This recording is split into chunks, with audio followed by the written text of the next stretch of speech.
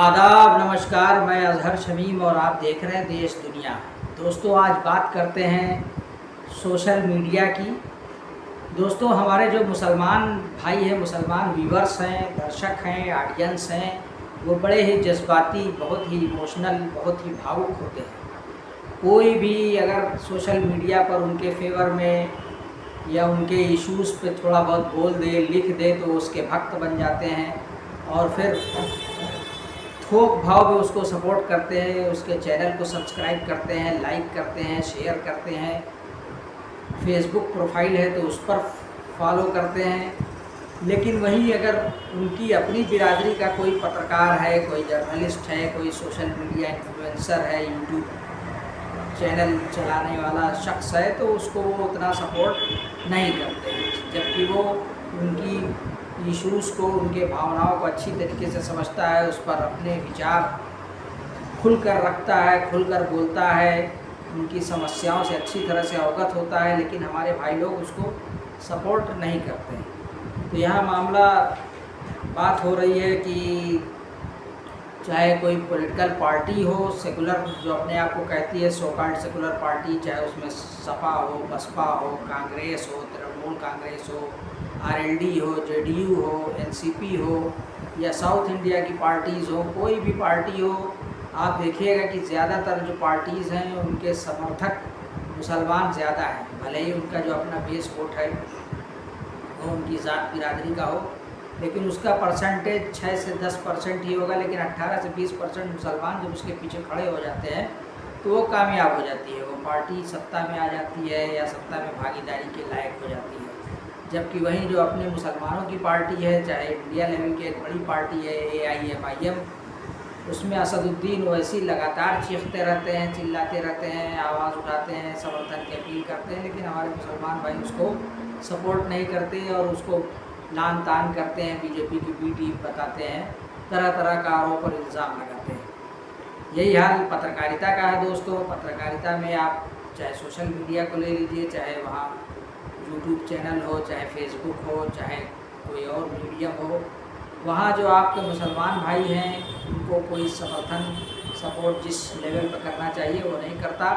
जबकि वहीं साक्षी जोशी हो, नवीन कुमार, आर्टिकल 19 हो, चाहे सत्यहिंदी.com हो, चाहे 4PM हो, चाहे आपके अभिसार शर्मा हो, रविश कुमार हो, नवीन कुमार हो, शंभू कुमार नेशनल दस्तक वाला हो, या शुभंकर मिश्रा हो, आप किसी भी चैनल पर चले जाइए, उसमें आपको 70 से 80% उनके फॉलोअर मुसलमान मिलेंगे। आपको उनके मुसलमानों के कमेंट बॉक्स में चले जाइए, वहीं से आपको मालूम हो जाएगा कि इनके कितने मुसलमान सपोर्टर्स हैं, कितने लाइकर्स हैं।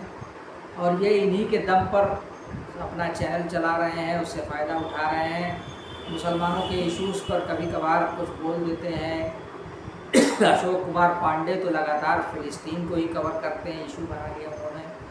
मुस्लिम को मालूम है कि मुसलमान इमोशनल है, जज्बाती है, तो चाहे फ़िलिस्तीन का मुद्दा हो, चाहे इज़राइल और ईरान की जंग हो, वो लगातार उसको कवर करते हैं और अपने ढंग से उसको पेश करते हैं और उसका उनको भरपूर फ़ायदा मिलता है। लेकिन कभी कभी वो डस लेते हैं, चाहे अभिसार शर्मा हो, चाहे अशोक कुमार पांडे हो, शुभंकर मिश्रा तो अब देखिए NDTV में चला गया। तो अभी उसने एक पॉडकास्ट किया, तो उसमें जो उसने थंबनेल लगाया, उसमें काबा शरीफ पे जो हजर अस्वद का पत्थर लगा हुआ है, उसकी जगह पर उसने शिवलिंग की फ़ोटो लगा दिया कोने में। और शायद वो पॉडकास्ट एक हिंदू धर्म के धर्मगुरु स्वामी निश्चलानंद सरस्वती का था, जो पुरी के शंकराचार्य हैं, उनसे वो पॉडकास्ट कर रहा था। और वो जाहिर सी बात है कि वो अपना हिंदू नज़रिया पेश कर रहे थे। और उन्होंने कहा कि काबा